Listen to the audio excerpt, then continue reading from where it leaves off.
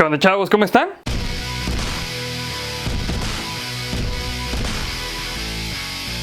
Este es nuestro segundo capítulo de Estas cosas son más viejas de lo que parecen. Y por eso el día de hoy les traigo algunas curiosidades que tienen más tiempo entre nosotros de lo que jamás hubiéramos pensado. Número 1. Las batallas de rap. Durante los siglos XV y XVI, en Escocia se originó algo llamado fighting, que era practicado por los poetas escoceses de la época. Dos poetas se enfrentaban y se enganchaban en un intercambio de abuso verbal en versos y rimas. ¿Te suena parecido? Pues al igual que en las épocas modernas, tenían un tiempo determinado para insultarse el uno al otro, hasta que uno no podía más seguir el ritmo, víctima de la vergüenza o de la incapacidad para seguir insultando a su oponente sin sentirse psicológicamente disminuido. Los poetas escoceses tendrían un ganador, que al igual que en nuestros días, sería elegido por la audiencia. El fighting era tan popular por la cantidad grande de obscenidades pronunciadas en la contienda a manera de versos y rimas que no era permitida la entrada a todo público. Este tipo de contiendas tenía sus fanáticos de alta alcurnia, como lo era el rey James IV y James V. Sin embargo, solo el recuerdo queda, pero algunas fueron tan épicas que aún son recordadas, como la batalla de Dunbar y Kennedy, que se llevó a cabo entre Walter Kennedy y William Dunbar. Número 2. El periódico. Si crees que los periódicos fueron de la época de Gutenberg, probablemente estés equivocado. Y digo probablemente porque a pesar de este dato, con el tiempo podría parecer alguno más antiguo, pero sí. Antes de la impresión de prensa, en la antigua Roma y China ya existía el periódico.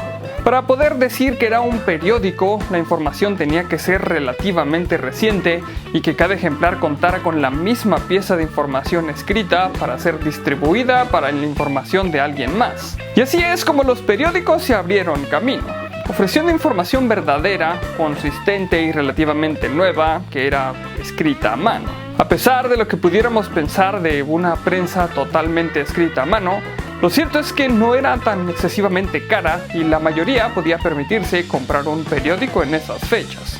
En Roma se llamaba Acta Diurna y se le consideraba como una gaceta diaria de información relevante.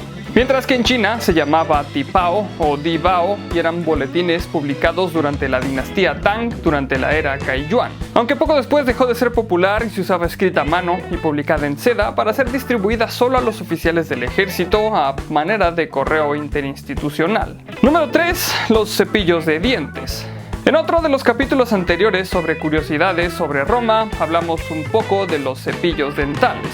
Mencionamos que básicamente los cepillos dentales eran palillos de dientes con una punta desaliñada para que hiciera las mismas de un cepillo común. Sin embargo, en China ya usaban un trozo de madera con cabello de cerdo endurecido y fueron ellos los primeros, por ahí del año 3000 a.C., que comenzaron a comercializarlo a otros territorios en conjunto con la seda. Eventualmente reemplazaron los cabellos de cerdo por cabellos de caballo que eran relativamente más suaves que los endurecidos de cerdo. Sin embargo, fue hasta comienzos del siglo XX cuando Wallace Carothers reinventó el cepillo proveniente de China con uno de cerdas de nylon más suave y duraderas que los cepillos comúnmente usados en esas fechas. Aunque no se sabe a ciencia cierta cómo es que eligieron utilizar el nylon que Wallace inventó para DuPont en un cepillo, lo cierto es que nadie a la fecha de hoy se ha quejado al respecto. Número 4. Los tacones. Aunque nadie se queja de que las chicas usen tacones para embellecer su figura y tener un look profesional u otras veces sexy, lo cierto es que los tacones no fueron inventados por mujeres ni para mujeres. Y de ninguna manera son un invento contemporáneo. Así que si nos remontamos al siglo IX, es donde encontraremos que los tacones más bien eran creados por los hombres para los hombres. Y aunque los tacones no tenían en ese entonces un fin cosmético o social como lo son en las modas de hoy, lo cierto es que se han encontrado antiguos jarrones de cerámica persas donde se pueden apreciar a hombres con tacones altos. Particularmente usados en el medio militar, las personas que usaban tacones lo hacían para tener un agarre extra a los estribos de la montura de sus caballos. Regularmente los arqueros que necesitaban de sus dos manos mientras montaban. Lo cierto es que los tacones ofrecieron una manera de asirse al caballo sin caer en el intento. Y es curioso mencionar que incluso hoy en día las botas vaqueras tienen un tacón prominente y parte frontal puntiaguda, lo que permitía meter sin mayor problema los pies en los estribos. Poco a poco los zapatos fueron pasando de la practicidad a ser un símbolo de estatus, y ya por el siglo XVII fue cuando los tacones altos fueron adoptados por la alta sociedad.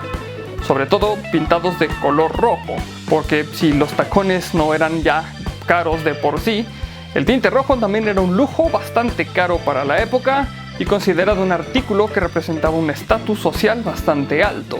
Número 5. El sismómetro.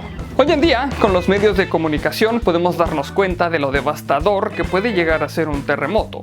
Los estragos sociales que puede desencadenar en una sociedad destruida en donde sus miembros han perdido gran parte de sus bienes materiales que con tanto sacrificio han podido adquirir. Pero en la antigüedad también tenían este tipo de sucesos naturales y eran igual o peor en cuanto a devastación se refiere. Hoy en día no existe manera de detener un terremoto, pero sí podemos evitar que en caso de uno, las pérdidas humanas sean minimizadas al máximo. En la antigüedad tenían el mismo problema. Necesitaban un medio para saber con un poco de antelación que un peligro se avecinaba. Y es por eso que el famoso polímata Shang Heng inventó el primer sismógrafo, añadiéndolo a su impresionante lista de inventos y logros. Este instrumento se llamaba Haofeng Didong Yi. En otras palabras, instrumento para captar el viento y el sacudir de la tierra. Fue creado en el año 123 después de Cristo y no era otra cosa que una enorme vasija de bronce que tenía 8 puntos de contacto en forma de dragones con bolas en el interior de sus bocas. Cuando un terremoto se detectaba, una columna interior movía a un nivel interno que hacía que el dragón soltara una bola de su boca, lo que revelaba de dónde provenía el sismo y en caso de más bolas de acero liberadas, la intensidad. Número 6. Los patines.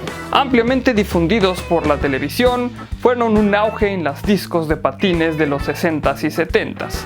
Además pudimos ver varios adeptos a patinar en las pistas de ciclismo que se instalaban en las playas de Estados Unidos, lo que hizo una tendencia y elevó el número de usuarios de patines por esas fechas. Sin embargo, a pesar de que los patines tuvieron ese auge, lo cierto es que fueron inventados casi 200 años atrás por el inventor belga John Joseph Merlin, primo hermano de los Merlin del rey Arturo, que tenían ideas innovadoras para cambiar el mundo. Ok, lo de Merlin del rey Arturo ojalá fuera cierto, pero les comentaba que los primeros patines fueron como los modernos que conocemos. Eran en línea y eran una modificación de los patines de hielo que usaban una suerte de navaja para deslizarse por los congelados lagos del invierno.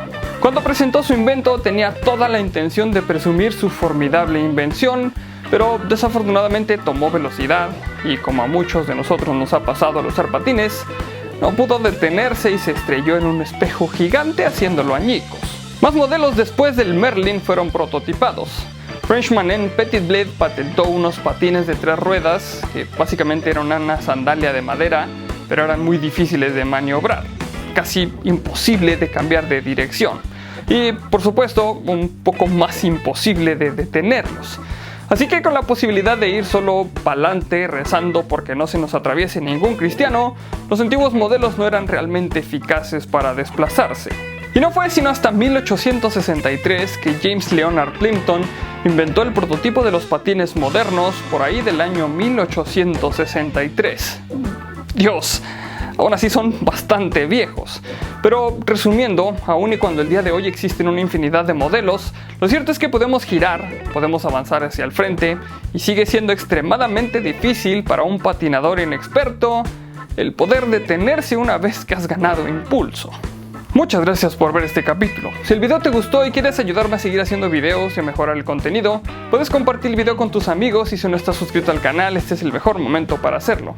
Por aquí abajo te voy a estar dejando mis redes sociales para que me sigas y podamos estar más en contacto y recuerda que hay videos nuevos casi todos los días. Recuerda también darle click a la campanita para que te lleguen todas las notificaciones de los videos. Solamente me queda recordarles que mi nombre es Arnoldo Montaño y como siempre, nos veremos en el futuro.